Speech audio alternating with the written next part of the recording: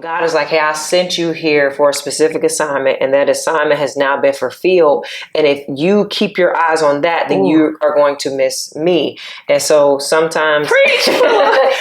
Sometimes that discontentment is just, it's a shift happening. Like, and so when you have that shift, like you said, and being still, and I'm ministering to myself even now, is sometimes just be still and see how the shift is occurring.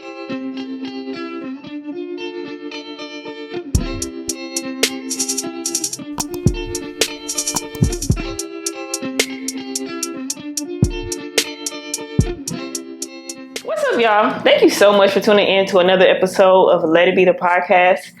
I am your host, Fergie, and I have a very, very special guest here with me. She was actually my first guest, the very first guest that I had on Let It Be the Podcast when I started. You were the very, very first guest. I never knew that. It was my second episode, the first guest that I had. Okay. This was in like 2021, I think is when we recorded, or early 22. Either way it goes. I have with me Miss Lanae. Jay, I'm going to let you introduce yourself. I just want to say thank you so much for meeting me and like agreeing to do this, because I know it's not necessarily something that you was like, yay, camera. It's not you. I know. I just, amen. Amen. We obedient in this season. But thank you so much for joining me here on Let It Be the Podcast. Of course. Such an honor to have you. Miss J, introduce yourself. Let the people know who you are. So she said it. I am Lanae. That is the name that I formally go by for my writing career, behind my writing work. What can I tell about myself to introduce myself? Tell us like who you are, where you from, what you be doing, what you like to do on the weekends. I was born in Cincinnati. Okay. But I claim Texas. I know I wasn't there that long. Wait, do you? What? You're from Texas? When people ask me from here, because really? they don't know how long I was there. So I tell them that. Okay. So I just moved here to Atlanta from Texas with my fiance and my children. So I am a mom and a bonus mom in this season. I'm a writer. That is my passion. Writing television is really what it is. So I've been in this hidden season of writing. So that's really been it. That's been my life. Girl, it's funny that you mentioned the hidden season. Yeah. Because that hidden season, I feel like, to be honest, I'm in a hidden season. Really? I feel like that too, yeah. With having a podcast out, you still feel hidden? Yeah, because it's a lot of work that goes into it. But I feel like, I don't know if I heard this at one of them services. I feel like I done been all over Atlanta this weekend. So I done been to a lot of different things, but there's always a process before the promise, And so that definitely is the case. I feel like I have been in the process for. It's funny because I say I was in the process when I recognized I was in the process. I thought that was the start, but then when you kind of look back, the process was well before you thought the process started. So yeah, I would say I've been in the process for a very, very long time. And every time that I think okay, cool, it's time to walk in the promise, God be like, nope, he'd not be like, yet. LOL, smiley face. Yeah. You thought. Yeah, definitely. Because I thought I had it mapped out a few times, and disappointment came in and it wasn't that way. A lot of the time then I realized there was things that God still was trying to work out of me, I guess, in that process in different areas. So yeah. It's just life, I guess. But speaking of life, I feel like life has a funny way of alignment and connecting people. Do you remember how we got connected originally? Yeah, I do. How do we meet? Let's start there. How do we meet each other? I can say how we met, but I think it's also important that before I even met you, I was going to the conference, Women Evolve conference, and I was going by myself because I didn't know nobody in Texas, and I was isolated. So I was going by myself, but I was going in faith that God was going to connect me with somebody. And so I prayed literally for the person sitting next to me. I was like, God, I prayed, that we were able to connect and form some type of sisterhood. I thought it was going to be all women there. So I actually prayed. And then when I met you, I think that gave me, or when you were sitting next to me trying to be all, to yourself. I am such an introvert. really am. People don't believe me. I'm an introvert. So when you were sitting by yourself, and I remembered the prayer that I prayed, I just in faith spoke to you and was like, well, I prayed for you to be sitting right here. So because you're sitting right here, you're going to talk to me. Like, hey, girl, literally. Yeah. I think she had us stand up and like hold hands. Yep. Sarah had us stand up and hold hands. And then we start praying. Then afterwards, it was like a little talk session. And we start talking. Naming 3 things or something that we was praying that we wanted to get out of this or something. Yeah. So, yeah. That's crazy. So even from my point of view, so I feel like being in this season of my life, it is like I have to really be bold and get out of my comfort zone, because when I tell you I am an introvert, like, don't talk to me, please. I'm sorry. Like, I'm such an introvert, right? But I feel like in this season of my life, God, like, since he's revealed to me, like, okay, my voice is my gift. You have to use it. You have to speak to people. I be talking to everybody now. And I think about, that's good, though. Girl. I'm really happy to hear that. But it's crazy because when I think about, like, my mom or my aunt, Denise, that passed away, they will always talk to people. Like, they never met a stranger. And I'd be like, please, stop talking to people, you know? You stuck in the middle of that conversation. But I mean, when I first met you and we first started talking, I think I said to you, like, don't think that we about to connect right here and you're going to try to disappear. You did say that. You did say that. So I remember we created a group chat. It was me, you, and Yuri. We created a group chat to, like, hold each other accountable and just keep talking. And I don't know, every time we spoke or every time we, like, got on the phone and started conversing, it just always turned into like something more. Way like deeper. We can go for like hours of just talking about what God was doing, and we were kind of in similar seasons. And you were there like when it was like I was good at that point and I knew I was in God's process, but it felt like everything in my life just started going downhill. So I will say I was thankful when we first did come in contact, because I wouldn't have had anybody to really be vulnerable with and open about some of the hurt and stuff that I started going to, like, right after that. And then there's some of the confusing parts of my process, you know? Yeah. So. And it's crazy. So we met at Woman Evolve 2021, I believe. Yeah. So it was 21. So Sarah, if you ever seeing this, it worked. We stayed connected. Woman Evolve. That's how we got connected. And so before, because I'm at a point now, I go places by myself, and I love my company. It's amazing. Yeah, like at first I used to be kind of timid. Like, I don't want, people think I'm a weird. I am. I don't care. I be by myself all over the place now. It's like, therapeutic, though. It's amazing to go out by yourself, because you learn stuff about yourself, and like you learn who you are, and then you're able to meet people. Because imagine being with a group of people. That group of people wouldn't be willing to talk. So if you were with a group and I was with a group, we probably wouldn't have never exactly interacted with each other. And so I prayed too before I got there. I'm like, okay, God, I'm going to this conference. That was out of faith for me too, because that was the first. I mean, like, my old church they do conferences and stuff like that, so I've gone with friends. But something like that, I was like, okay, well, you led me here, so God, just connect me with who you want me to connect with. And that's crazy, because that is the prayer that I have now everywhere I go. Yeah, and it's because I feel like I'm on assignment now. So, like, even the other day, I went to so we're in Atlanta, but I went to a restaurant. First of all, let me just say about Atlanta, why do you always got rules? It's you so y'all or they? They. Sorry. Okay, cool. Sorry, you ain't claiming it. But like every time I going anywhere, it's like you got all these rules that you got to follow, and then it was loud. I went to some place that the food looked really good, but when I got up in there, I was like, I think in the short time that you've been here and this weekend, I've only been here for 3 months. You probably went more places than me. That's great. You need to get outside. No, I don't. Yeah, even just by yourself. Like when I come back, I want to go hiking. Like it's a lot of things. It's been like the first warm weekend to where you would comfortably go outside. It's been really? Nothing but like rain and cold for like the last couple months. Well, thank you, Jesus. Thank you. I know, right? But let the sun come out for you. Yes, but I like now, like going out to eat. I literally went and I started talking to somebody at the bar. And it was almost kind of like ministering to him, but I'm like, wow, God, like I'm really surrendered, because in my real life, I would never do that. I would never do it. No, I would never do that. So, saying all that to say, like, I literally pray, like, God, connect me with who you want me to connect with, and like, let this be however you want it to be. Cause like someplace, and I feel like even still, I am like, cause I've been in a space for of isolation for a while. And now it's like, okay, God, like I need community, but I have friends and I love them, but I need to be around people with the same like heart, like the same like faith. Where you trying to go? Same purpose. Yeah, that's what I'm saying. Like faith, and like I need to be around people who are like doing the same things. You know, like this feeling of isolation, not even having nobody to like bounce ideas off of, or like, people that's like in the direction that God is leading me to. You know? With you saying that, I feel like that's hard too, because in me having friends that were also like purpose driven and had the same faith, it was a lot of times where they would put their faith on me based on what I was believing for and where God had them in isolation.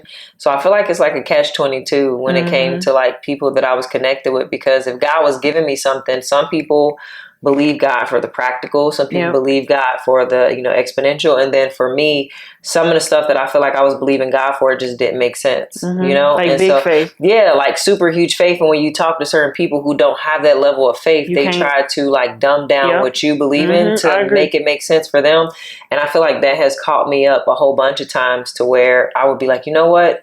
You're right. I got to believe God for the practical. Like, what's the steps that it would, what's the steps I can take to actually get to that point? When I first spoke with God, and what he told me was like beyond that, even though there were still steps and processes, his steps and processes look different than what the world could like make sense of. And so I think I'm still in isolation. If I could think about it, like, even though God has allowed me to interact with more people, I still believe there are certain parts of who I am that God has isolated.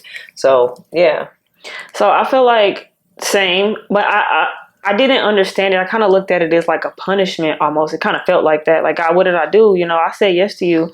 But what I'm learning now, just as I continue to grow in my faith and like be bold, because this is bold for me, but I'm so like sold out to this. It's just like, God, like, you're going to connect me. And I really, like, I've been living my life like God is going to meet me where he's going to meet me. So I'm like getting out of having that scarcity mindset. And it's also like, it's crazy because like what Let It Be is about releasing control. And that's what I struggle with. And I think that my control comes from my childhood trauma. And so it's like, I've learned how to create this shell to protect myself. And so it's like, as long as I can manipulate this, as long as I can control it, then I know that this is what God has for me, you know, like, but it's like, no, you got to think bigger. You have to like really release it. And so I'm in a space right now where even like taking this trip, and I want to get to that because like when I originally reached out to you, like, hey, you know, I knew I wanted to have you back in the podcast, right? I knew that was going to be a thing, but I just didn't know when. And I'm like, it got to make sense, you know? Yeah. But I remember, and I don't know if you remember this, the day that I called I called you, first of all, boo-hoo crying like a baby. I remember I was on my way to check my business address mailbox, and I was boohoo crying when I called you, and we talked on the phone. I was in a parking lot. Okay. Do you remember? I called you on FaceTime, and I'm just like boohoo crying. I'm just, because like people see, I'm about to get teary-eyed right now. Like, people see the outcome. And they see what you show them on social media, and so it looks like, oh my God, like look at what you know. You don't know the praying that goes on behind. You don't know the warfare that goes on behind the camera. You don't know like the tears. Like sometimes, like and it's not always sad tears. It's just like thankful tears. You know, thinking about like God, like where I could have been if I would have done things my way. You know, so but this is a whole thing, and I feel like now I'm living my faith out loud, and people are watching me. And so it's also that thing like, God, please don't have me out here looking crazy. Because now, I'm really walking in boldness and in faith right now. And it's like, I can tell, honestly, I know we're on season 3 of the podcast, but like when I think about the very beginning, like the first episode, and sometimes even watching like my first recorded episode. Let's say, before you even get to that, I remember when we were talking, this was like right after the conference, and you were talking about how God was leading you to start a podcast. And you told me you wasn't doing it. Oh, yes. I said it all the time. I was like no. Excuse me? And you said you wasn't doing it. And I remember we was going back and forth, and you was, but a part of it was you didn't know how he wanted you to start it or how it would even look for you to start it. And I think that you were trying to figure that out on your own, and you started getting like super frustrated with it. Yes. And then you was like, yeah, I'm not doing it. I'm not doing this. And I was like, girl, if God said you about to do this, listen, you about to do it. And it's crazy because like now when I think about this now, or even like sharing my testimony with this now, it's like I started in radio. Yeah. And I was on like the airwaves, and I mean, even back in college in like 2011, I think is the first time I was ever on the radio. But then when I think about my childhood, so like coming back to childhood, because like of the trauma and like the family dynamic that I had, I felt like I was alone a lot. I felt like the black sheep. And so I spent a lot of alone time, and I was just creative. But it took me until adulthood to embrace like, oh, you are a creative. Yeah. I thought that because I couldn't draw or I couldn't sing, I thought I wanted to be a rapper. That was creation. But I thought that was the only way that I could create. And so when God was like, I go through my whole radio season, and then God is like, this is not the life that I have for you. So I'm like, well, now, like, you already know I hate school, so I ain't going back to school. You know what I'm saying? Like, but what am I going to do? I guess I got to use this degree. And so when he led me to Dallas, I'm like, I'm just going to use this public relations degree and work. And I hated everything that I did. I don't want to say I hated it, but I was like, this ain't it. You didn't feel like it was your place. Like, it wasn't. Where you felt like you belonged. I was a police officer first. And so there was a lot of trauma that I was never able to like really tap into as a police officer, because if you really talk about what you're thinking and what you're feeling, like there were certain calls that I would go on that was so triggering to me because of like, children and things that was happening to them, and seeing, toxic parents and domestic violence and like all of that, it would trigger me. So I would like be in my cruiser having these mental breakdowns and then get a phone call from an older lady calling about a barking, dog or a noise complaint. And I just remember being in that career and God telling me like, okay, we're walking away from that. And I was like, okay, well then now what we about to do? Because I done trained for this. Like, this is what my background is in. And so like in that season is where God really had me like tap into my trauma. And it's a lot of stuff that I never talked about. Like, it's a lot of stuff people don't know now, that I never really talked about, that God led me to start talking about. And the scripture that he always give me is like, we overcome by the blood of the Lamb, which was Jesus' sacrifice. But the words of our testimony is really what is going to save people. And when we read the Bible, we're reading about Jesus, which is the blood, but we're reading the words of people's testimony. And so I know it's like, it's so simple, but it took me forever in my walk to understand that. Like I am a walking Bible. And so I'm supposed to give people Jesus and then give them my testimony. But oftentimes, like in religion, we think it's about like preaching and you need to get sin, and you need to, get out of sin, do this and do that. And granted, yes, we want people to walk away from sin, but that comes from sharing our testimony of really falling in love with God and understanding the stuff that they have gone through is also for them to be able to save somebody else. And it took a long time for me to like talk about, and I prayed about this. I was like, God, give me something to share from my testimony that I ain't never shared with nobody, just for you. And I don't know what that is, and I feel like eventually it'll come out. But like, what do you say? For? Because God, I feel like when you give God free range like that, like you just gotta let it flow. So we'll see. So speaking of testimony, I want to know, like, who was Jay as a kid? Like, what did you dream about? What did you want to be when you grew up? This might sound like so weird. I just wanted to be free from abuse. Like, I didn't have I will say this. I used to daydream and fantasize about, like, it sounds so weird. Remember Major Payne when he like had that little dream of him? He was out there on a barbecue grill and she came. That was my dream for me. Like, I used to fantasize about that because of the environment I was in. It was like nowhere I went was ever safe for me. Every place that I went to, I felt like it was abuse, other than my grandmother's house and my aunt's house. But I just wanted freedom. Like, I wanted the freedom of expression. I wanted to be loved. I wanted to know what love felt like real love from people, because I feel like I never got that as a child. It always came with conditions. And so I feel like even now I have chased that into my adulthood, is safety. And it was something that you were saying earlier. I feel like because of my childhood, I'm so used to functioning in chaos and having to function in survival mode that now that God has gotten me to a place of peace, I don't know how to function. Like, it's been an adjustment from that. But as a kid, I really didn't have any, I just wanted to be liked. I wanted to be loved, unfortunately. And so that led me to a lot of the wrong people and a lot of the wrong friend groups and gangs and all that type of stuff. But I wish I had one of those fairy tale, I want to be a firefighter when I grow up. I think I didn't really start dreaming until I left my mom's house. And that's when I first had my first, I know what I want to be. Really? Yeah. That's it. You said a lot of things that it's crazy how much we relate to each other. That's what's so scary to me, because growing up for me, it was always like what can I be? Yeah. And so sometimes I felt like, oh, well, maybe I could be a lawyer. Maybe I could be a teacher. Yeah. Maybe I didn't really know what I could be. But when, like, because of my upbringing, I daydreamed a lot. I fantasized about, like, you talk about freedom. I feel like I found my freedom. Like when I would record, I would take like the back of a cassette, like a cassette tape, and on the back you would put a piece of paper in there, and I would record all like the songs that I liked. Yeah. And so I pretended like it was like make believe. Like I pretended like I had my own radio show, which is crazy. That is crazy. It's so like when I sit and think about like how this came, it's like it's literally been a thread through my whole life. Yeah. And so when I think about that, it was like, oh, this is fun. It's creative. But I didn't look at it as creative at the time. It was just like I'm living through the people that I'm listening to, music and stuff. That's why I love music so much. Just because it's freeing. And I'm like, God, why you didn't let me learn her? Like, how come I can't sing? Because I would be a singer if I could. When you say like thinking of when I was younger, I was always good at writing, but I hated it. But it was the only class I ever got an A in. And I just remember if they wanted me to write a story, if I wanted to hurry up and get done, I would write like a 3-page essay and get like so many accolades from my teacher of how good it was, how good the characters and stuff was. And I just did it real fast just so I can kind of get done with the class, and everything else I skipped mostly in school.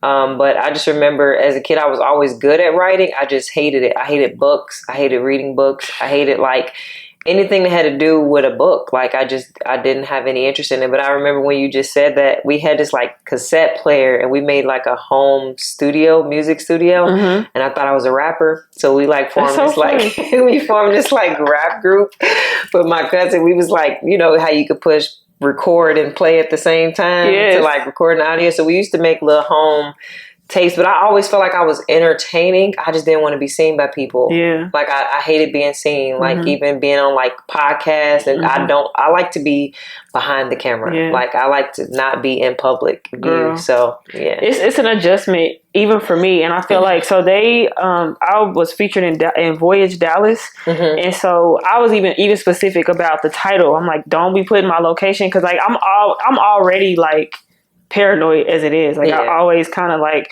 and especially I got like kind of robbed before at the gym. They broke into my stuff and had and stole took my identity, took everything. And so I'm like super on edge now, you know? And so like after they did that article, I was like, who can see me? Who knows me? Like even now, like it's still very weird to me. Just being seen, but it's something that I'm still working through, like having like that social anxiety, because even in school, like people knew who I was, but I'm still like just low key, kind of laid back and chill. Yeah. I don't like being in the mix. I don't like the rah-rah. And so it's ironic that God will use those things. Like he kind of gave me, he really gives you hints, deposits like along the way. Like this is what you're going to do. Yeah. And it's like, oh, cause for me, it's like having my own show and all this was too big for me to fathom. Like somebody like me, I'm the black sheep. I'm the forgotten child, you know? So I was like, no way that you would do something like that. And so kind of what we were saying earlier, how we created a reality in a box that we could do it. And even now, like I say in a box, I don't know what God want to do. You said something. You said, you were about to say it, then you stopped. You was like, when you called me about the podcast, you said my response was something. What was my response? I feel like you was probably caught off guard. Like, girl, what happened? Why are you crying so much? I feel like it was kind of like a confusion, but you was like, no. No, you didn't say no initially, but you was kind of like, well, I'm gonna pray about it. And I'm like, girl, you got to, because God said it already, and He been saying it. But I felt like because of, for whatever reason, those emotions came up. Because like I kind of been wanting, like the conversations have kind of been around Mother's Day, you know. And so when I think about Mother's Day, the relationship that I have with my mom, the relationship that you have with your mom, and like how it's affecting us to this day, you know, I was just thinking about that. And this is when God was really wrecking my heart when it comes to forgiveness. Because forgiveness, like you can think like you forgive people, but there's so many layers to it, and things that you bury, things that have, and I felt like at that time I must have had a deep therapy session, because my therapist, she be getting me together. But like because of like the traumas and things, like the way that I coped, I buried it, or I got high and escaped it, you know? Yeah. And so now that I don't do any of those things anymore, and now I have to like I feel like therapy is like regurgitating old emotions and old traumas. And so as I'm regurgitating all these feelings, that was just, it was so heavy on me. And I'm like, God, like, I know that this is for something. It's for somebody else. And I'm like, I can't do this on my own. I'm like, God, like, who? And then you was like, you just deposited in my heart. But I knew that you were going to be like on the episode, on the podcast again. I just didn't know when or how it made sense. I'm glad you knew, because I didn't know. Girl, I knew you were going to be. I didn't know what we was going to talk about, but that's when God, when I just called you, because I just needed to talk to somebody who could relate. Yeah, you know. I mean, so thank you for opening, for being like, for spending an hour and like listening to me. I feel like because I believe in you, and because I believe in what God has called you to do. Oh, don't make me cry. I'm not, but if you cry, you just cry, because I got to get this out. But I feel like because I believe in what God called you to do, and I saw you, you know, I remember meeting you before this was even like, you know, existing, because I truly believe in your gift and what you're called to do. And I know why you're doing it. Like, you have some people who are doing podcasts and things because, hey, they see the revenue streams, or they see the viral, you know, the possibilities of going viral and being well known. Like, I know your heart behind what you're doing. And I know that you're not going to do something that God didn't lead you to do, because you can care less of doing it. And so because I know that, it's like, if you call me and be like, hey, sis, I need you. I got you, because I know who you're doing it for. Even if, like, I'll say the whole day, I'm like, let me just get in the spirit, because I'm going to go on this podcast because I ain't feeling it. Like, today I've just been like out of it. But because I knew where I was coming, it was like, I trusted God to show up, like, even despite how I feel, because of what's on your life. And so I truly believe in the Let It Be podcast, because you wouldn't let it be. So, girl. So yeah. So I feel like I got your back. Like, no matter what, you call me and be like, hey, sis, I need you. God just put it in my heart. I'm there. Thank like, you so much. That's gonna make me cry a little bit. That's cool. Emotional. We cry all the time. Thank you. But like, thank you for that. Because sometimes, even though I'm doing it, it's like, is this like, I still pray, like, God, can you, like, please show me that you still with me in this? Because the minute that you, trying not to cry, like, the minute that you take your hands off, it's a wrap. It's a wrap for me, baby. Like, I did my part, you know, and I thought that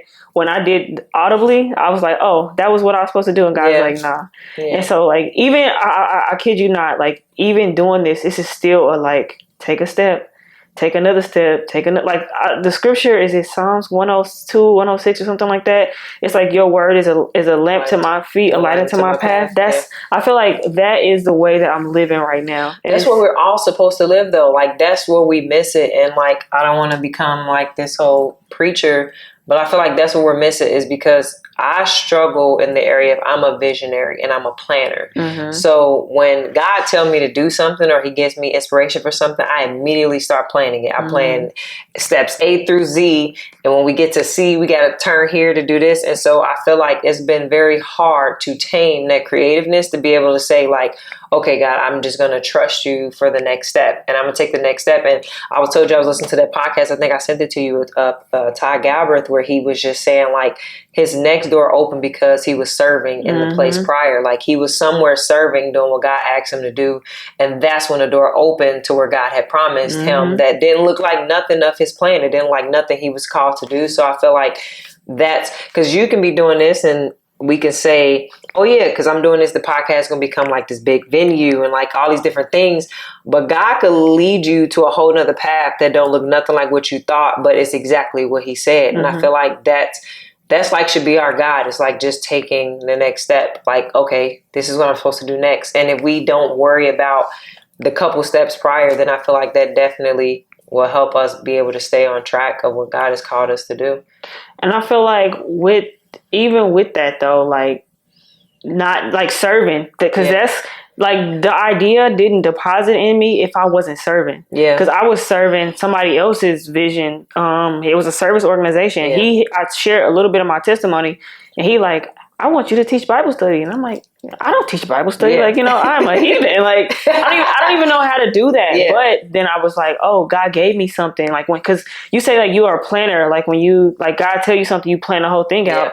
I feel like God has given me so many things, and when people want to know, like, how does God speak to you? Like, for me, it's kind of like a sixth sense. Like, I don't, it just is like, it just is. Yeah. I don't know how to explain it. It's not like he don't be coming down in the cloud like, daughter, record this episode. But it's just like I think it's coming from inspiration. I think it's like he inspires you to do something. And then when you hold it up to his word, it lines up. It's like, okay, I can see you getting the glory out of that. I can see what it is that you're trying to accomplish. And sometimes even if you don't see it, you see where it can point you to. You know what I'm saying? Like, sometimes it don't even make sense, because when he gave me the very first Bible study that I taught was on religion versus relationship. Yeah. And when he told me the title first, and I didn't know what it meant, but he said, study, like, what's the difference? Yeah. Write it down. And literally that's when I did it. So when my old homeboy hit me up and was like, hey, I want you to teach a Bible study, I was like, oh, I got the perfect topic. Yeah. And it literally built week after week by that thing. And so it's kind of like, take one step, take another step. So for me, when God tells me to do something, I don't necessarily plan it out, because I don't be knowing, like, sometimes I wish God to be like, here, girl, do A through Z. Do this, and then you're gonna go over here and turn left, and when you turn right, it's gonna be a stack of money, and you're gonna quit your job. Like I be like, can you talk to me like that? But he don't do that. It's just like, he'll tell me one thing, and once I'm obedient in that one thing, then another thing, it's like a clue, then another clue will be there. It's man, walking by faith. I'm gonna tell you something. Good. I like coming here. I am hoping, because it's so easy. I'll say this and be honest. It's so easy to get in front of a camera and like really brag on God as far as like where he has you, and like give this inspiration and this faith message to other people. And I was hoping that coming here where you are can rub off on me, because I feel like I've lost that vision. I've lost that place where like, I don't even know what the next step look like, even if I want to take it. I feel like from the trauma, like what we were talking about, like I had been battery powered by my trauma, that now I think after a few disappointments, I got to the place where I'm just like, I'm done. Like I surrender. Yeah. Like I feel like I got to the place, because I'm just going to be real, because I feel like people get to this place and they walk and they don't know what to do, or where to go. And I've gotten to the place where I can be that visionary. I can be that planner. And I remember, I remember calling, I don't even know if you remember this, but I had a deal on a table with a major network. I don't know if you remember that, for one of my TV shows. And I had told you in college, like, yeah, girl, God told me to turn it down. And I was like, but I'm not turning it down yet. I believe that God's going to open another door before I turn it down. And I don't know if you remember, I got on the road to go on a road trip. And I just so made it believe, like, okay, this is God. Like, I'm going to turn this deal down with this major network. But like at the time, my kid's dad had walked away. I was struggling financially. Like I was in survival mode. And I felt like because of that, I was in desperation for my situation to just go a certain way. And I'm like, okay, God, if I walk away from this deal, then I'm left with nothing. You know what I'm saying? So can you at least show me something else, and then I will turn it away. And like, I remember going on this trip, and when I say it was ultimate fair, I remember getting back to my hotel room on this trip. I don't even like road trips. Let's throw that out there. I hate road trips, but I drove 7 hours. Girl, yes, I hate road trips. I drove 7 hours. I was in my hotel room, and God was just telling me how prideful I was. He was just like, it felt like God was just tearing me up. I couldn't sleep peacefully. I just was like all over the place. And I lost it after all the disappointments. And I was like, my sister's doing her thing. She's walking in faith, and she's standing on. I watched some of the stuff that you went through and some of the stuff that you felt. But to be at that place even now, it's like, it's hard. It's like, what do you tell people except I'm just taking the next step by like, I'm not going to just stop. Like, I'm not going to just turn. Like, I feel like I've come too far. And you went to Change Church yesterday, so you heard him when he said this, where he was talking about when Mary and them went, and they was like, who going to roll the tomb away? Yep. They realized they were too close to like turn away. So they felt like they had to just continue. And I feel like that's where I am. Like, healing and trauma and forgiveness is like still occurring in my life. And we talked about like mom and forgiving, my mom.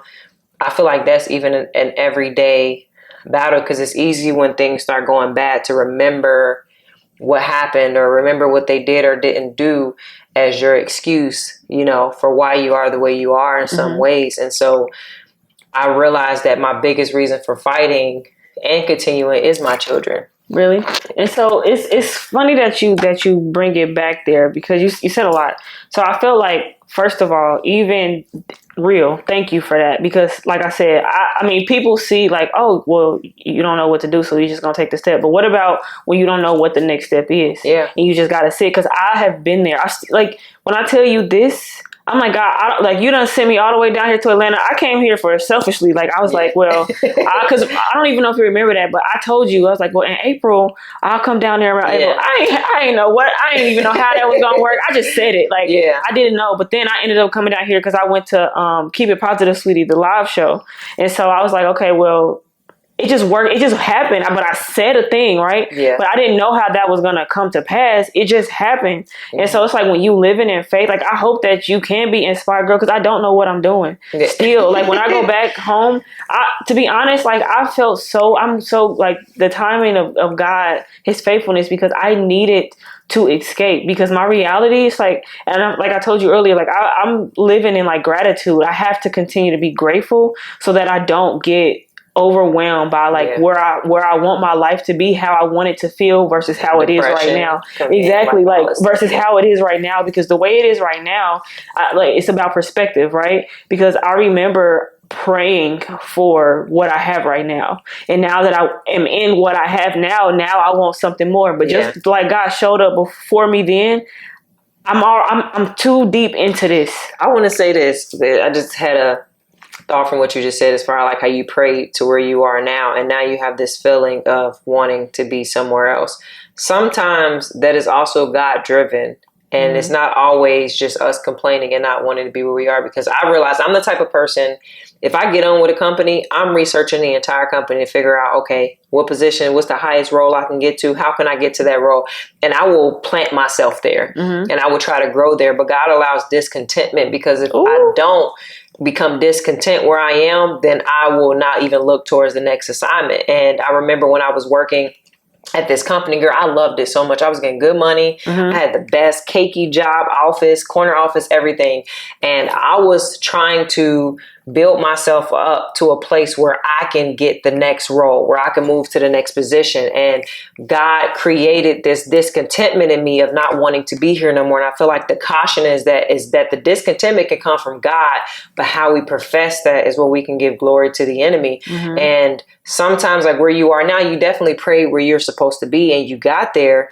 But sometimes that discontentment, this may not be your situation. I just know it's mine. The discontentment is because God is trying to move us to somewhere else. It's movement. And because I am such a visionary, because I am such a planner, I will like put myself in a place, and I will become tunnel vision. Okay, boom. So I can become in leadership. Then I can go after your position. What's next? Okay, district manager. Okay, cool. Now I'm going to regional manager, and I will try to pursue this when God is like, hey, I sent you here for a specific assignment, and that assignment has now been fulfilled. And if you keep your eyes on that, then you are going to miss me.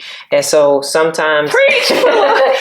Sometimes that discontentment is just, it's a shift happening. Like, and so when you have that shift, like you said, and being still, and I'm ministering to myself even now, is sometimes just be still and see how the shift is occurring. Because when you start speaking on that shift, like we can condemn ourselves. I recall where like I was in a season, you know, where I ended up homeless. And when I was homeless, sleeping on the floor with my kids, I remember being able to reflect back on everything that I had, right? And I'm like, you so ungrateful. I was so ungrateful, God. Like I had everything that I asked for, and you were taking care of me. You were feeding me. You were feeding my kids. And I couldn't stop enough to say thank you. I just kept complaining about where I wanted to be and what I wanted. And we can condemn ourselves in the middle of a shift. And what I feel like that is the enemy's distraction, is because when God is like really showing you that a shift is happening, so he's allowing discontentment, the enemy come along to say, here, you ungrateful. Hey, you ain't really appreciating where you at. And so that becomes your focus. And now your pursuit is now, okay, God, I'm being still because I feel like you're getting ready to take me somewhere else. And so like, I feel like that's something that he always tormented me with. And even your discontentment could be God driven. Like, girl. So I'm going to tell you this because I just had this conversation with my mentee. So she was just, she was talking about like, kind of weird, like, it's kind of weird, like the way God led me to like having somebody to like, that looks up to me. I'm like, girl, who you think I am? But when I talk to her, it's like, an outer body experience because like I'm talking to myself. But I had to remind her, like, when you talk about seasons and assignments, right? So like even for the job that I have right now, like when I was working and thought I was gonna be a black girl in tech. That was a me thing. That had nothing to do with God. I was like, go ahead and see. Go ahead since you think you know everything. And I was like, God, please get me out of this. And so when I ended up being released from that job, I was like, I'm not working no more because I know you ain't called me into a 9 to 5. I actually don't care about, I'm not building a career. They can take this degree back. I was having all of these brain dumps. Like, I'm sorry. I just want to do what you call me to do. But then I lived off my severance and then I got unemployment. And then that was coming to an end. I'm like, well, God, I guess I do need a job, you know? And so when he gave me the job that I have now, he gave it to me in 3 days from the time I found it, applied, interview. It all happened like that.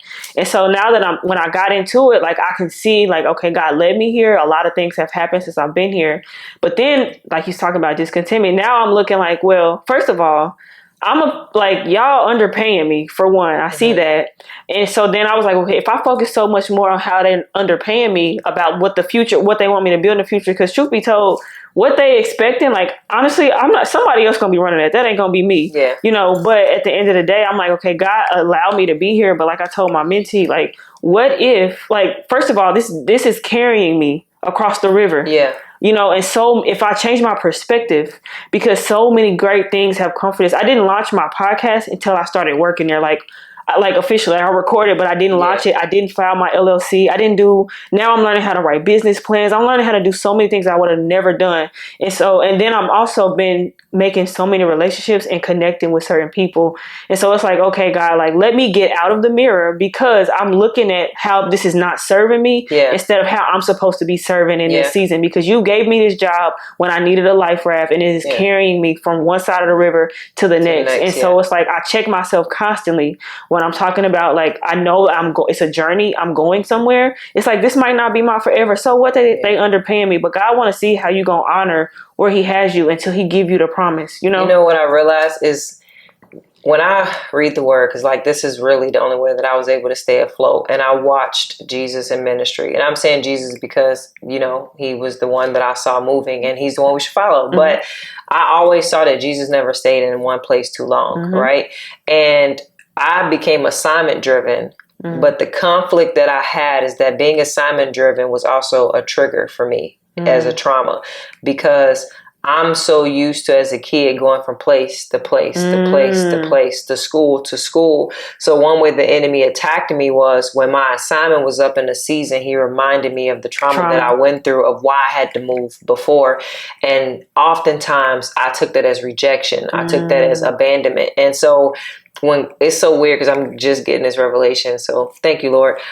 As I go from assignment to assignment, the enemy tries to confuse me with God is abandoning me in the middle of the transition. Because sometimes in the transition, God is silent. He's not necessarily telling you why you discontent. He's not necessarily telling you why he's moving you, but he gets quiet because he's doing, like, you know what I'm saying? I really see God as being busy. And so I feel like the enemy has attacked. And just because we share similar testimonies, is he reminds us of our childhood and our past when it comes to assignment shift and changes in our life. Because I used to also feel like I'm always moving from job to job. Like I'm going from place to place. Like I need security. I need stability. I need to stay in one place at the same time. But I don't see that happening in scripture at all. Like there are seasons where I believe in certain churches that people are called to serve to, and some people are called to stay planted. But then there's like a select few of us, which I know that call is on my life, where God is going to be shifting and moving me. And I don't know what that looks like. I don't know where that is, but I know that he didn't call me to sit somewhere and collect the 401k. Like I know that that's not what I'm called to do.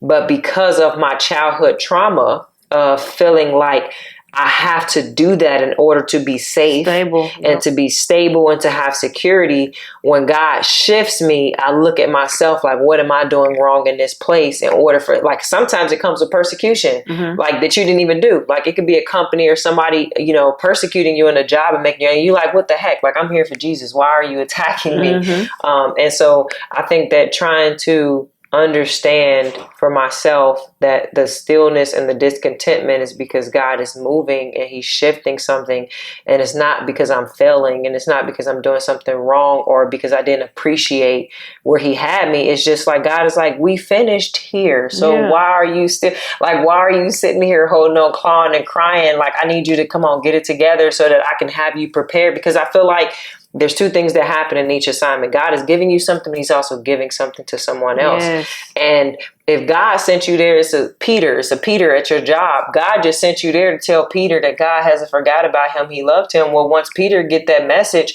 and it has implanted the seed in him, God be like, okay, Bree, it's time to move you over here. Like, girl, you said so much, and I'm just like, so sometimes we try to make our assignments about us too. It's like, how, like I said, how is this serving me? This is, you're not paying me my worth. You're not, you know, you want too much from me. But God is like, girl, I got you there because in 2 weeks, somebody's going to come there and they need to be ministered to. Yeah. You're going to meet this person and they need to be ministered to. And so that's, they hit you? Yeah, so okay, I got you. Go ahead. No. So it's like, once I like I said, get out the mirror, because it's like, oh, thank you, Holy Spirit. So when I'm like, get out the mirror, whoa, God is cool. Sorry, he just spoke to me. So when I'm like, okay, get out the mirror, it's not always what you can give from this. What can you give to this season? Yeah. God wants you to be a faithful steward where you are. And that's why he gave me that word. He's messing me up right now. That's why he gave me the word stewardship this year. And I'm like, oh, steward my finances. How? Because I'm barely making enough to do, you know, but he's like, it's so much bigger than that, baby girl. Like, steward your health, steward the assignment that you have, and stop looking at how this is going to benefit you and how can you benefit the kingdom by being faithful where I planted you. Do you know, this is a revelation I got while you were talking. As believers, we can become so assignment driven and so driven to what God wants us to do that sometimes God just has us sitting somewhere eating.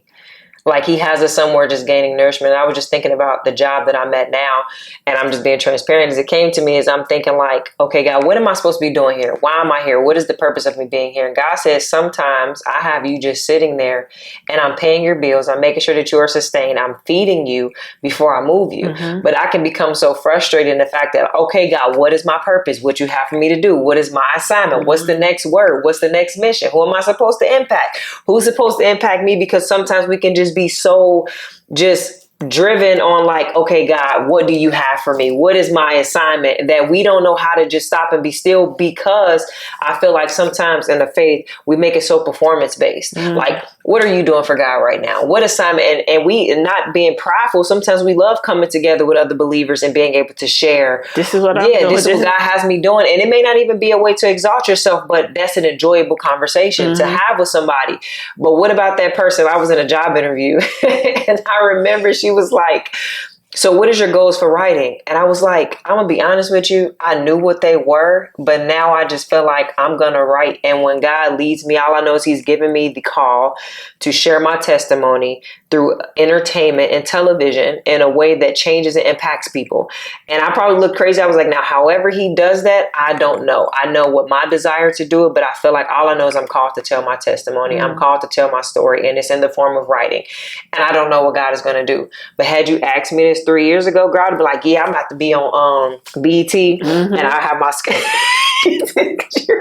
Yeah, like I'm gonna have my script and I'm about to film it this day and I'm gonna do this and I'm gonna flip it this way and I'm gonna get it on this stream. Like, I had a whole plan, and I feel like I'll be like, girl, what's doing all that work? And here's the thing, like I wanted to be there so bad to prove the people who thought I would be nothing wrong. Like the people who looked at me and didn't see me as having a gift, who didn't think that I was pretty enough, that I talked as well, that my voice wasn't as, soft and sensual as other people who are called to minister. So I shrunk myself back because of that. And so it sucks because, in a way, it sucks for me because it puts me out of my comfort zone, where sometimes God is having me do more talking. And I'm like, Lord, just let me write it and show it. I remember when God first told me that I was going to start speaking, right? And I'm like, wrong person. He's not talking to me. I'm not speaking to nobody. And I remember he would give me a message just when I first was really into Instagram, and I would never record it. I would put it as a quote. I remember I had Canva, and I would make a caption and I'll put it on there and tell people to read the caption below. And that's how I started giving the message. And I remember the very first video where God was like, no, I need you to open your mouth and I need you to talk. And I remember recording the video, and all I could think about is, oh man, what about the people who know me from talking? Are they going to make fun of my voice? Are they going to make fun of the message? Am I saying it the correct way? Are people laughing at me who knew me from church and who never thought that I was good enough to serve in ministry? And it just made me so paranoid. And it's like now, if you go down my page, all I'm doing is talking. And I'm just like, like, that's not what I want to do. But like, I'm at a place now to where it's like, I don't know what the assignment looked like or what the purpose looked like. I just know that God is also teaching me how to tell my story and going back to forgiveness, because when I first started talking about my story, I was bleeding on people because I was telling my story from a place of hatred. I was telling my story from a place of anger. I was telling people what happened to me from a place of like, even I wanted people to know and expose, you know, those who hurt me. And I feel like now, after a lot of healing and therapy and crying and running into roadblocks and walls and disappointment, I feel like now I want to tell it from a place of like, in order to truly be able to have your story to be impactful, yes, you have to forgive, but how do you forgive, right? Like, where does that come from? And I had to learn how to have empathy for the people who even hurt me. Like for my mother, for instance, like to this day, she may not be the mother that I feel like I truly need, right? Like we can put that label on it, but I realized that she had a story before I had a story. And me learning her story, because before I never cared to sit and listen to her story. I was like, you had a responsibility and you didn't do it. You know what I'm saying? But becoming a mom and going through trauma myself, going through situations myself with my children, which they could have looked at me as a bad mom. You know, they could have, you know, attacked me and said, how could you get us in this position? How can we be homeless, living in a car? Like, how are we living in a hotel? What did you do wrong, Mom? You had a responsibility. It truly taught me the empathy of like, I had no clue what my mother was going through and what her upbringing was in order for her to allow certain things. Like now there are certain things where it's like, I can't really give you a pass. Like, you know better. I can't really give you a pass on that, because there's certain things like having children that is just like white and black. But like trauma affects people differently. And when I learned her story and some of the story of my abusers, my forgiveness didn't say, okay, we got to be in a relationship now. Okay, I have to give you access to me. But it allows me to have a level of empathy to where now when I'm sharing my story, I'm sharing it from a place of compassion. I'm sharing it to where even the abusers feel impacted and they don't feel attacked. You know what I'm saying? They feel like, you know, I said this in my book that I wrote. I said, how great would it be for a sex abuser, somebody who used to abuse kids, to come out and share that testimony? Like, can you imagine the amount of child abusers that would impact if one person came out and was like, I used to abuse children and this is why, and we can be like, nobody is in that sector talking about it. But if they were probably be persecuted by people. It would probably be talked about, but the impact, and I feel like the power that it would have on people would just be totally different. And so that's why in my book, I was like, if you are somebody who abused people, God can save you too. And I was saying that to my abusers, like, you're no different than me. Like, God can still save you and God can still use you. So if somebody told you that you are too far gone, then they lied. And that was something that I put in there because I learned that I would say the hardest person to forgive was somebody that I consider like really close to me. And when I wanted to hate this person with everything in me, I had to realize that God loved this person too. And I remember my first prayers to God was for God to tear these people's life up. Like for God to truly destroy their life and make them feel the pain for what they caused me and my children. But I wanted so much more after I remember I was sitting in the middle of prayer and I'm praying this, and God just like dropped in my heart, like, that's my child too. So that's like coming to your parent, telling your parent like, Mom, kill my brother, do this to my brother. It's like, no matter how off my brother is, this is still God's child and God still loves this person. So it allowed me to like truly release and let go, because I had to understand like I am in the same position that they could be in. Like how far off they walked, I feel for you more, because I know that if you keep walking that way, what that's going to look like for you. And so now I feel worse from you to where I now have compassion for you, and I can forgive you for what you did over here, because I understand that God still loves you. So I'm just praying that you come back to him, you know? Yep. Girl, you said a lot. And I'm like, I think that does take faith for the average person who doesn't believe like we believe, who doesn't have forgiveness, because forgiveness takes time. And like certain things in my things that I've experienced, honestly, like, I'm not really ready to share, especially not with the world, because like I'm still dealing with a lot of things. But I would say, like, I want to know from your childhood, like, how has your childhood and the childhood trauma that you've experienced, how did that lead you into discovering your purpose? Because you mentioned, like, you're an author, you're a screenwriter. So, like, how would you say your childhood has played a part in that? As much as you want to share, you don't have to give everything. No, that's fine.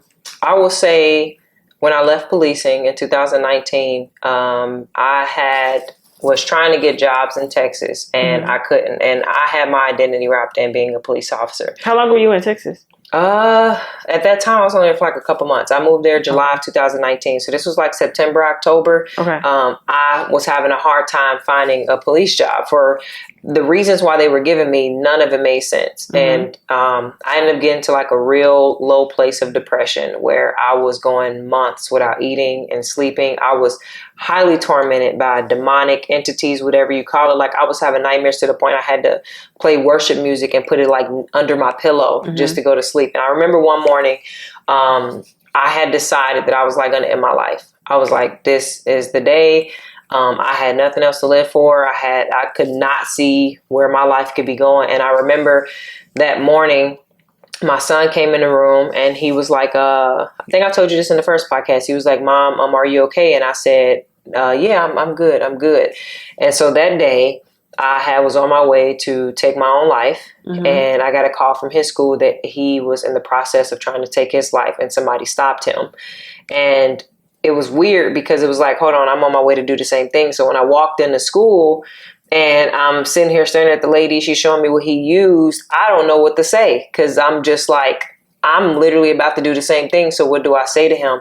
And the thing I always talk about is my son was like, he don't like when I lie to him and he know that something is wrong with me. So I will say, up until that point, I had never dealt with or talked about, like, there were people in my life who did not even know that I was sexually abused as a child. And I was sexually abused from the age of 6 till I was 16.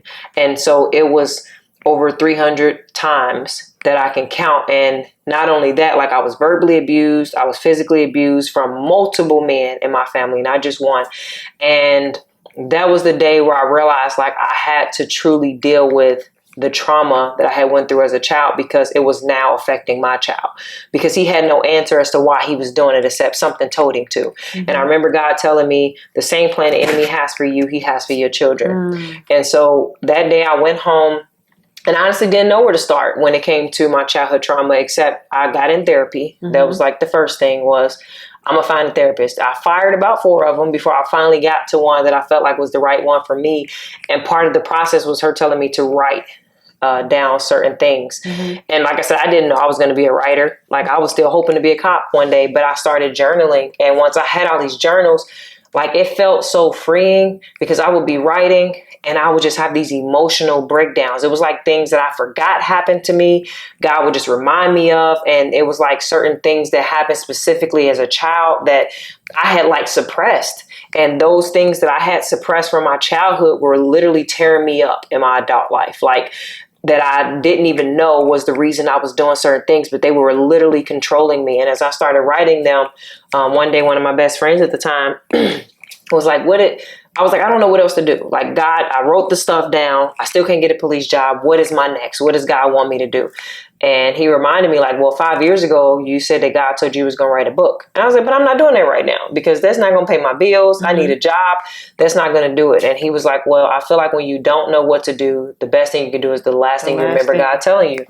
And so I started writing the stuff down. I started formulating the book, and the book was talking about my childhood trauma. It was talking about it's called The Secrets of My Mother. And it was talking about all this. It's available, right?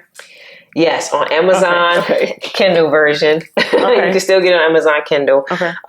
But Secrets of My Mother. And I remember in this book was me telling the secrets that I kept for my mother. That was like the biggest thing is because, growing up as a child, it was like what goes on in my house, stay in my house. And there's a lot of secrets that you don't tell and things that you don't tell because a lot of people cared about their image. But all I could think about was my grandmother was sick in a nursing home. And I remember going to this nursing home and I was face to face with one of my abusers. And in my mind, I'm grown. All I could think about was like, do he even remember? Like the way he's just talking to me is like nothing ever happened. Like, does he remember what he did to me? And I couldn't, but that always happened to me.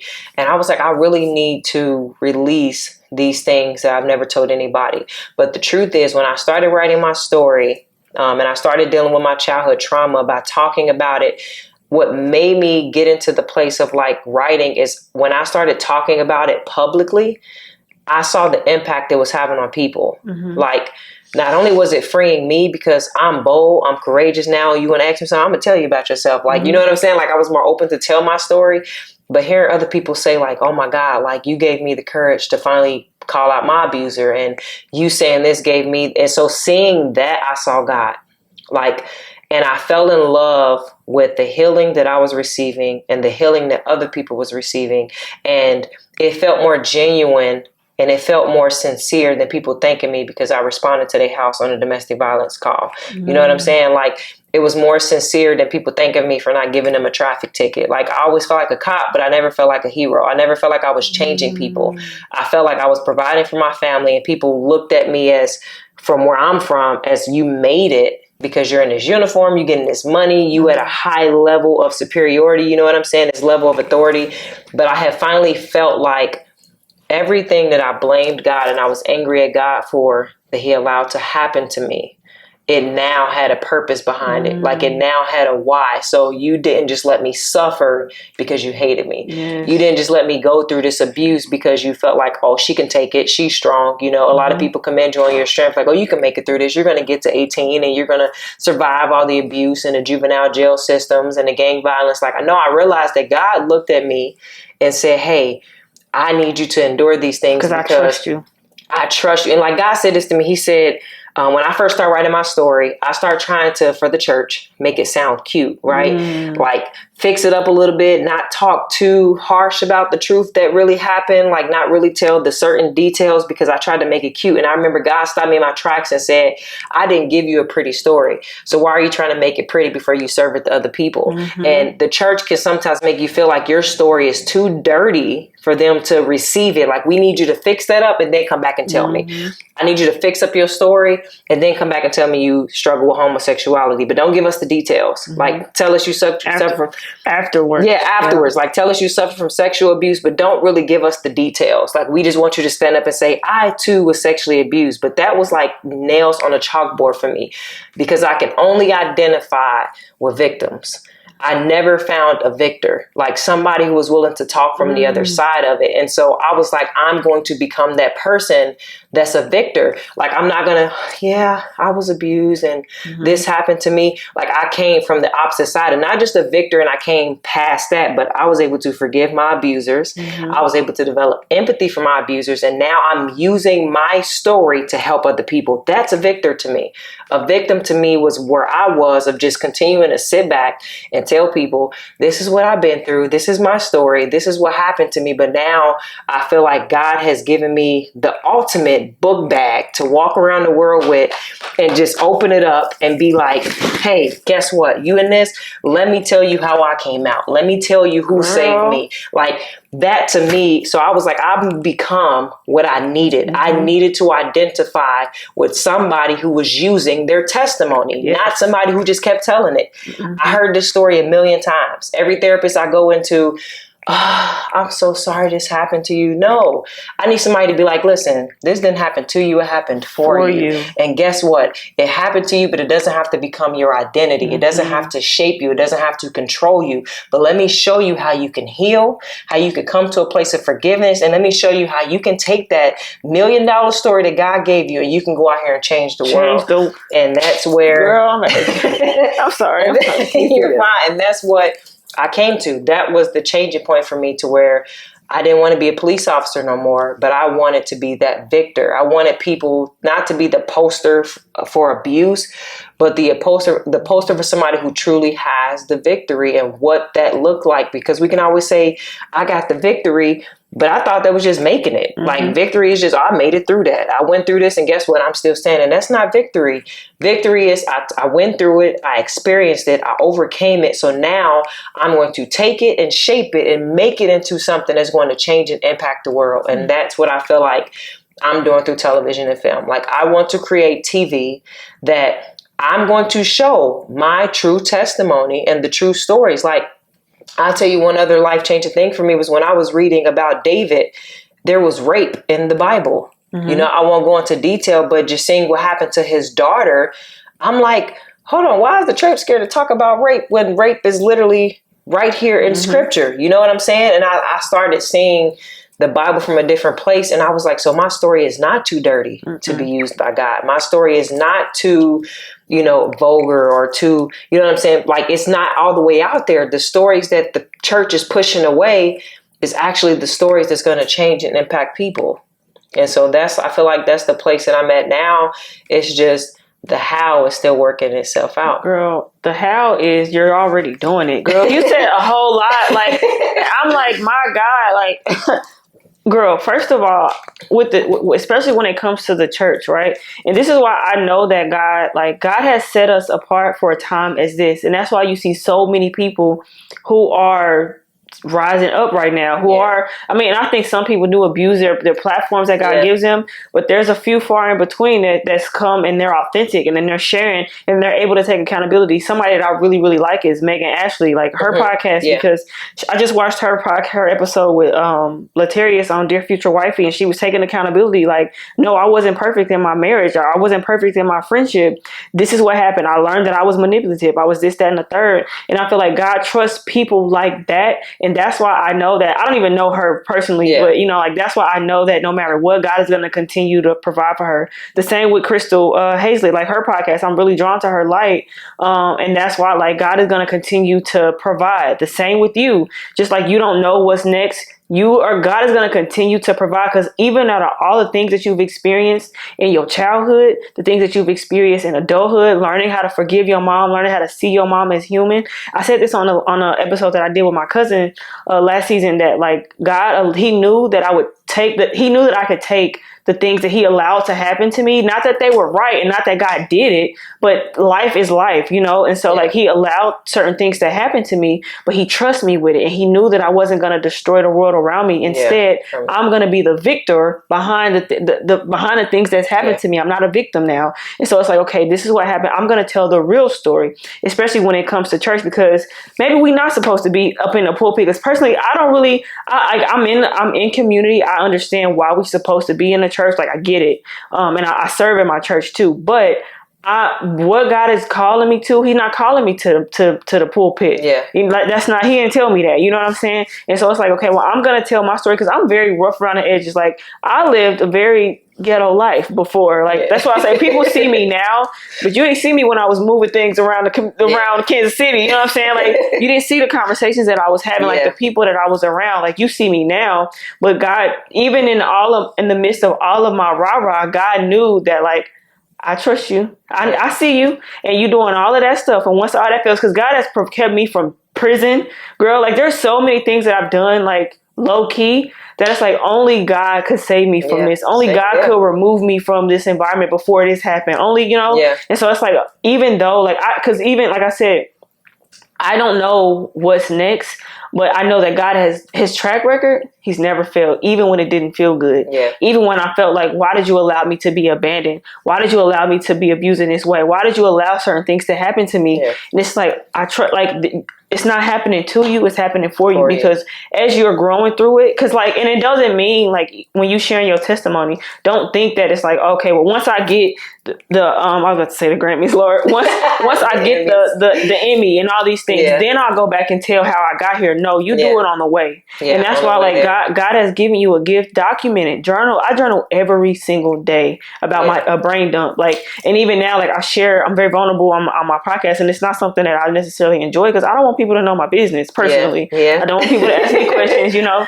But it's like, when you are surrendered to God, then that's it. Yeah. So you do what he tell you to do, and if he ain't told you to do nothing, you work on the last thing until he tell you the next thing. Yeah. You just be where you are, be present. It's something I want to add before I know we're wrapping up soon, because we were talking about forgiveness. The biggest way that I was able to forgive my mother, and I just say this for people, I was actually about to ask you that, is outside of forgiving a person, you have to remove the perspective of people who don't think you should. Like, one of the hardest parts of forgiving my mother wasn't because I couldn't forgive what she did, but the people who protected me from my mother couldn't understand how I can turn back and still love and forgive her despite, because they had hatred for her, because they felt some type of way of her and they had a perspective. And I had to say, like, I had to stand on what God said to me. And to be honest, that caused me to lose people, because they was like, how could you keep forgiving her when she did X, Y, and Z to you? She allowed this to happen to you. And when she allowed this to happen, I was there. You know what I'm saying? And they couldn't understand how I could forgive. But I felt like I cared more about honoring God and what God was doing in my life. And I'll say, outside of forgiveness, I cannot fully operate and what God has called me to do and be as impactful as he needs me to be if I walk in unforgiveness, because you're going to be giving a message from a perspective that is going to cause hatred towards another person. And if I'm ministering to anybody when it comes to my mom and you walk away and you feel some type of way towards my mom, then I didn't do it right. You know what I'm saying? Exactly. And so when I first came out, though, I didn't have that perspective. I was immature and I just was like, well, God told me to share my story, but I had to allow God to purify my heart so that when I told his story, it came from a different place and not from the place that because people wanted me to stay in a place, which I can't understand how they wanted me to stay in a place of hatred towards her, because I can't move forward in purpose and be in hatred at the same time. And I had to understand, like, the same, like I did, like you said, I've done some stuff that I could have been in jail for. I should be dead from some of the gang violence and some of the stuff in the crowds that I was mixed up in. But it was like, but God kept me. Like, I didn't keep myself. I didn't do something magically myself to escape those situations. So who am I to look back? Like, I had the secret sauce to make different decisions when I was susceptible to the same decisions that she made. And becoming a mom, I had the same opportunity to do the same things that she did, but I just chose to do something differently because of the power of God on my life, and that I had the ability, I'll say I had the privilege and the honor of God introducing himself to me in a real way at such an early age, because I could have met God for real at 50. You know what I'm saying? I could have met God for real at 65 on my deathbed, but God showed up, and when I felt him knocking at my heart, I stopped and said, hold on, who is this? What is this? What's happening? Hold on, is that you? I don't know if you're real or not, but we about to find out. And I remember being in my room, and I remember stripping everything off and was like, this is the way I came in. This is the way I'm going to go out. So I give you everything. I don't care. Like, I don't care about plans or goals. What is it that you want for me to do next? And so we all have to be grateful for the fact that we say yes sooner than some people who still have not had the ability or come to the knowledge of who God truly is. That's good, Jay. And so I keep having this visualization of, like, forgiveness. Like, I'm holding my unforgiveness right here, right? I don't have room for nothing else because I got this unforgiveness. And so God is like, girl, you can't open your hand and touch or put that down. Let it go. You know, and I think that's why, because, like, I think about my mom too. Like, I love my mama and I don't care what she did. Like, you know, like, she ain't never been a mother before. She didn't have a mama to teach her, to love her, to show her the way to go. And so it's like, thank God for therapy, because now it allowed me to look at my mother as a human. You are a human, a broken woman who needed love, who needed protection, and you didn't have that, so you didn't have it to give, you know? And my mom had me at 14. See? And I think about, like, I have a 14-yerold, 13-yerold. I can't imagine what it would be like if they didn't have my supervision, if they didn't have my guidance, and they were 14 years old running the streets, ended up pregnant by people who could potentially be older than them. Like, and so to me, it was like she was a victim. You know what I'm saying? Like, you're 14, you had 4 kids by 18. Ain't no way I can imagine having kids by 18 and then being on my own to figure out how to raise them because my parents are on drugs.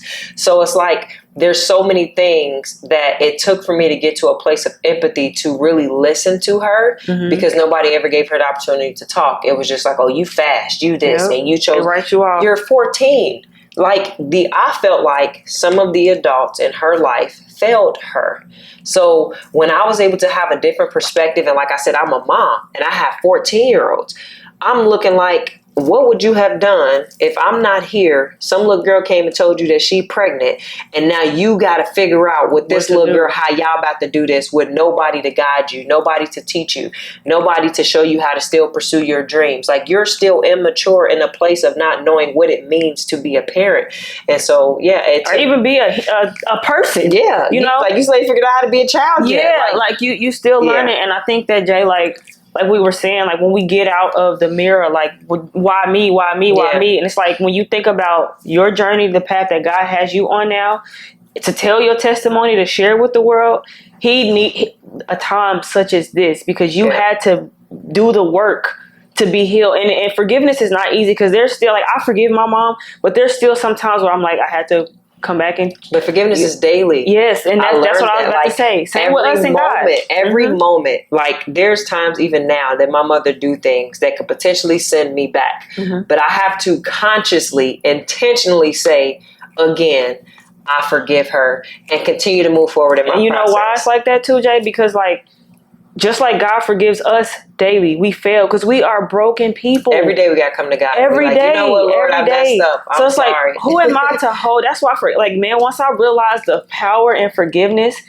now I ain't gonna lie, some people have me messed up a little longer than others. I'm not even gonna lie to you. I'm not gonna lie. And there's even like a situation like in my family member that, like, it's taking time. And I think it took for me to get into this. God was like, girl, you think that I'm about to accelerate the blessing that I have for you, and you still got unforgiveness and hatred for your brother. And so, and I'm just being honest. And so, like, I've had to, like, and it took time. It took a lot of therapy sessions. It's like, you know what? Let it go. Because I love him, but he's not worth keeping me from the promise from God. You know, so it's like, okay, like. You know what I realized? What? The enemy will wait until you get to your platform to expose what you really have hidden. Girl. Because he will wait until that day you're in that pulpit, you're in front of somebody, and you got the cameras on, and somebody says something that triggers something, and next thing you know, what you have really been suppressing and hiding comes out. Stuff over. So it's like, I don't want any secrets. I don't want any hidden, like, we don't even have time to tap into this, but there was so much unforgiveness that I had towards the father of my children that it was controlling and dictating everything that I was doing when it came to what God called me to do. And I couldn't even do it from the right space or the right mentality. And it was really suffocating my entire purpose and my entire mission. And God showed me, like, these people can be wrong. They really hurt you. What they did was not okay. And what I had to learn in church, and as a human, it is okay to not be okay. And it's okay to have human emotions. Like, don't try to superficially spiritualize everything that you're going through. Like, really feel the pain that these people have caused you. Forgiving is like, oh, you hurt me so bad, because I was hurt to the point that, like, I didn't know how I was going to function anymore. And so to be in that moment and be like, I am truly hurt, and what I'm experiencing is real, and what this person did was wrong. But I have to come from a place of, like, God, help me heal from this. Like, help me come from a place, not just, oh, he hurt me, and God said I got to forgive them, so I'm going to act like what just happened didn't happen, and I'm not affected. I'm just going to move forward. But I had to, like, truly be like, this hurt.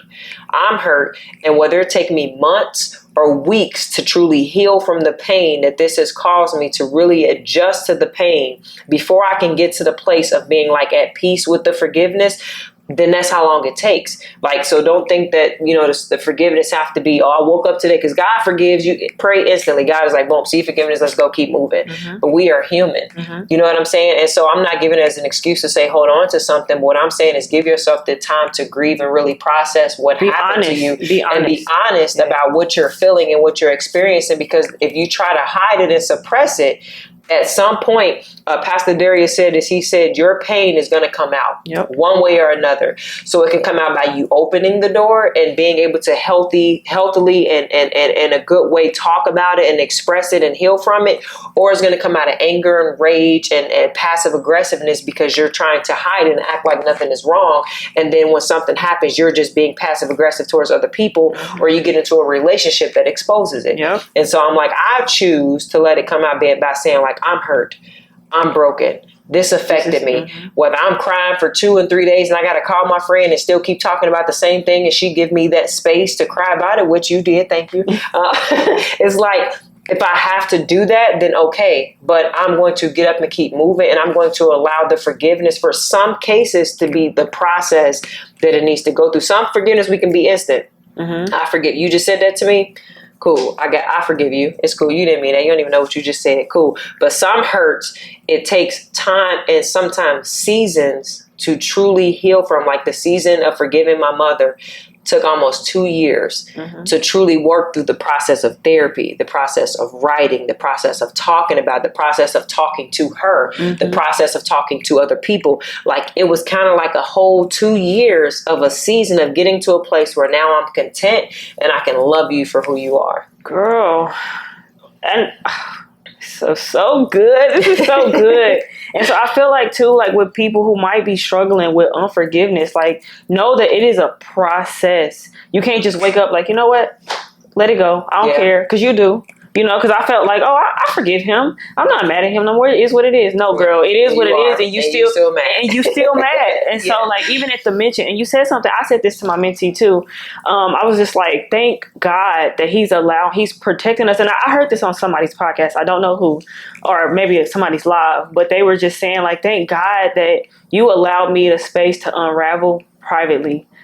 You know, like you didn't wait, and because some people don't. Some people want the fame and they want the attention so bad, and they don't even do any work. And then that's why when you get into something, you all on the shade room. You know what I'm saying? And so that's why I'm like, God, thank you for allowing me, because I've had some ugly truths that's come out of my heart in areas where I thought I was good and all this, and God is like, actually, baby, you need to clean that up. You need to search a little deeper. Let's do some more work. And so when we talked earlier about the process before the promise, like, thank God for this season that the world doesn't have to see you unravel. You ain't living on no reality show where people are putting you in environments and making you deal with something head on, you know? So it's like, okay, God, thank you so much for allowing me to learn myself, to learn who I am, my identity in you right now, to work on forgiveness. And so that way you can continue to trust me with more as you do, you know? That is, man, the forgiveness, y'all, like I'm telling you, it is a process, but once you acknowledge it, then it's time to do the work. You can't just acknowledge it like, yeah, this happened, you had me messed up, but like, it's work that goes into this, and the work is not easy. You're going to cry some ugly tears. You might have a couple arguments, you know what I'm saying? But like, breakdowns, a few of them, you know, you're going to have so it's a process when it comes to forgiveness. Even like my mom, like I think about the relationship that I have with her now is one that I used to dream about. I never thought that we would have a relationship that we have now. I didn't think it was possible. My mama was not in my life for a while, and like even when she was in my life, it was toxic. All high school, just being honest, like our relationship was really toxic, and it's taken time, and even still, we're still transforming and getting better, and like it can get better, you know what I'm saying? But like realizing that like I can't control it. All I can do is work through it. And like, you know, and I can't make her see herself the way I see her. I have to learn how to love her where she is. Love her for who she is. And at the end of the day, that's all we can do. And remove expectation. That was what I was going to say. Expecting. I felt like just because I forgave my mom and we got into like certain relationship, I had this expectation of her being the mom I've always wanted. And when she didn't meet that expectation, that's when I found myself wanting to hate her for old sins. And I have to understand that I know who she is, and this isn't to down her, but I know who she is, so I have to give her the space to be who she is and love her for that person. And when she shows the fruit of someone else, then there comes not even an expectation then, because we have to give them the ability to be human. But then I can now embrace the new characteristics that she's showing. But we sometimes forgive people, and before they even show the fruit of the new, we start expecting the new and then get mad at them for the old when the new isn't really showing. And so even in telling our testimonies from our hurt, there was hurts that I experienced that God had me shut up, because he said, you're trying to tell people about your pain while you're still bleeding. You're still hurting. So when you are hurt, that's not the time to talk. That's the time to heal. That's the time to gain perspective. And so there was times where I was hurt, and with this whole new social media phase of everybody wanting to tell the most impactful thing to go viral, I had to be quiet. because my hurt wasn't, if the moment I opened my mouth and start talking, I could see me bleeding on people. I could see them getting the results of my wound. And I had to be quiet until God processed me to get to the place where now when I'm talking, I'm giving you wholeness.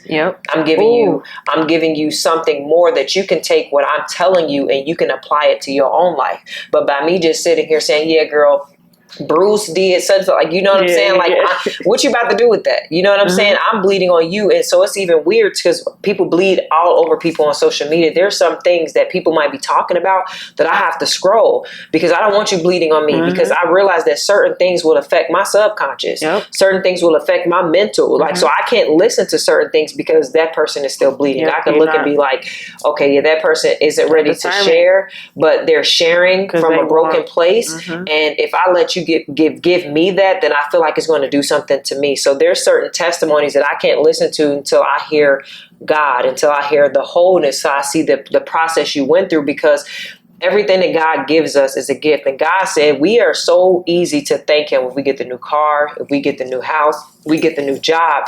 Those are the blessings we thank God for. But our testimony is also a blessing, because our testimony is what carries us. Just think about it.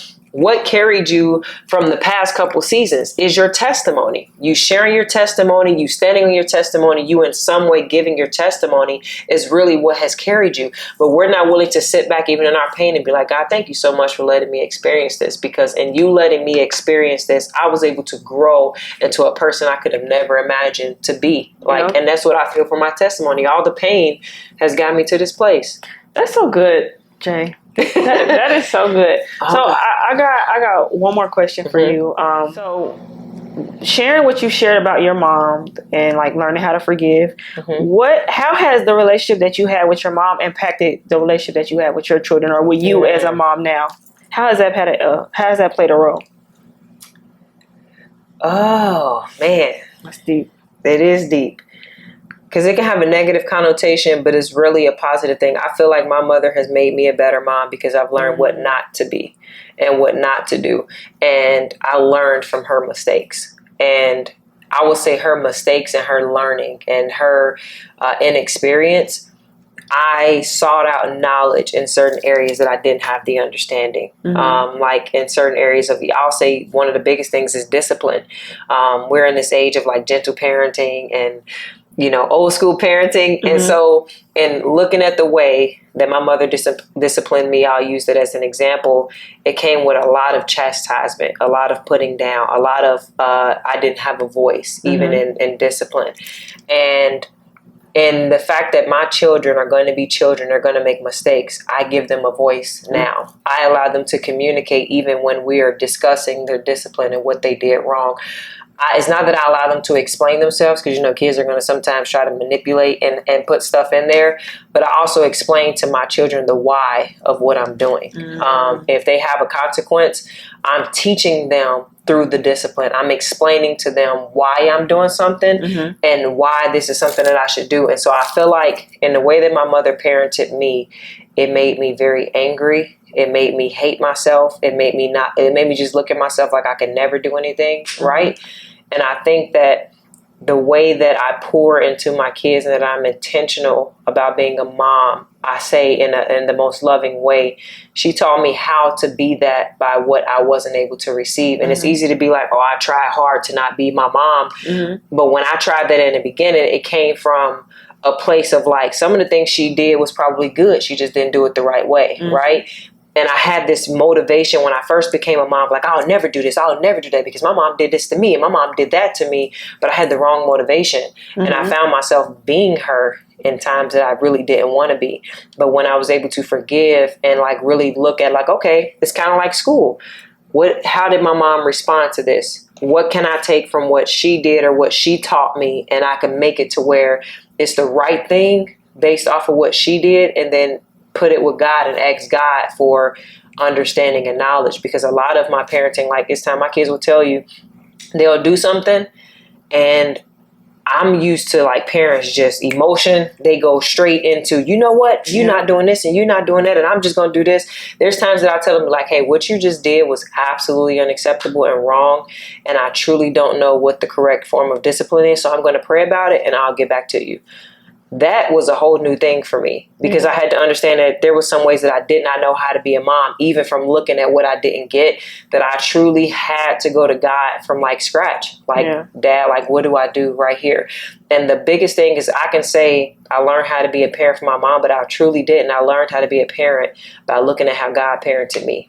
I mean, I hope that answers your question. Yeah, it does. It does. I feel like, honestly, like, I'm not a parent, but we are a continuation of our parents, right? Because it's not that they were just horrible. Like, I don't think anybody's like, you know what, I'm going to be the worst mom ever. That was their intention. You know, like I'm going to be so terrible to my, like, you don't do that. But, like, you're human, right? And especially if you don't have that example. But, like, especially this generation, there's so much information to us. Like, therapy, it's like, my mom she went to therapy, but it was a process, you know. They didn't know that you could go and share your feelings and like be hurt. Like, they didn't know. And so it's like we are a continuation of our parents. Like, they got us to the point that they were able to, and then God, like the grace of God, like He's allowed us to go through things and learn, and now we're a continuation of that. I feel like the advantages that I have as a parent is that I have more resources, and healing and therapy is more popular now than it was when our parents was younger. I don't believe that healing was something that people talked about. I don't think that the stuff and resource, like you look around, you have so many let's talk conversation meetings and conventions that you can go to of just having healthy dialogue. They didn't do that then. Most of the things that I know that they did was going to the bar, drugs, like that. I don't see what we have access to become better. They don't have those same resources. How many, like, you can go on Amazon right now, you can find thousands of self-care books. You can find thousands of how to be a parent, how to, you know what I'm saying, heal. You have just so many different resources and teaching. And I feel like even then, back then, church was about religion. It was about the show. But now you have so many people who are just radicals for Christ, where like I don't care how you say I got to serve God. I'm going to serve God this way, and it's working. And so you have this just era of just new. And I feel like our parents had a disadvantage because they didn't have the same resources and they didn't have what we have. And so, like, even today I say, like, I love my mother. Like, I'm going to love her until God calls her home. And even then, I'm still going to love her. And I truly forgive her for what she did not know how to be. Thank you so much, Jay. This was good. I got one question that I asked all of my guests. And I didn't put this in the email. No, it was. So we're wrapping up. But if you could, like, what are some songs that you're listening to right now that are keeping you in this season? It's more upbeat, like the Expect Impossible by Travis Green. Okay. Like, that album is like... I haven't heard that one. What? It's the purple one. So he has the other one, like Strike the Ground, but he has this purple. It's the one he did live. It's called Expect Impossible. But like, I'm really standing on that. And then Todd Galbraith album. What is it called? It's his newer one. Oh, I can't think of it off the top of my head. I can't even. I'll add it. All right, yeah. I love him. Todd Galbraith has his heart for worship is just like, it impacts me. Ooh. So to find out he was the minister of music at Change Church, I was like, oh yeah, I'm here. But those two are probably like the highest two that I'm like truly listening to. And then One Live has I know worship album. Yeah. The One House Worship. I'm going to add it out to the playlist. But thank you so much for joining me on Let It Be the Podcast. This has been such a pleasure. So many gems, so many nuggets. Jay, how can people stay connected with you? Anything you want to share? Anything you got coming out that you want people to know or anything? I can't tell you I have something coming. I'm going to say just keep following because y'all going to learn when God show me what I'm doing. But I am Jay Lanae on Instagram. That's probably all that I do. So, girl, you be on TikTok. Get on with another. I do, but I delete it. I deleted it and restore it. So just follow me on Instagram at I am Jay Lanae because that's about the only thing I can try to be consistent. Even then, sometimes I disappear, but I want to write television and film, and that's what I know that God has called me to do. I just don't know when He released me. So if you follow me, you'll know when He shows me and when He tells me what I'm gonna be doing. Thank you again so much for joining me. Thank you for watching another episode of Let It Be the Podcast. I love you so much. Thank you for sharing your heart. Thank you for just showing up. I know it was probably a long day for you, but thank you for making it to me. Absolutely. And in the meantime, in between time, you can follow Let It Be Podcast. You can follow me on Instagram at Fergie. I'm also on TikTok, but it's not really popping. But stay tuned for next episodes. Talk to you later. Bye.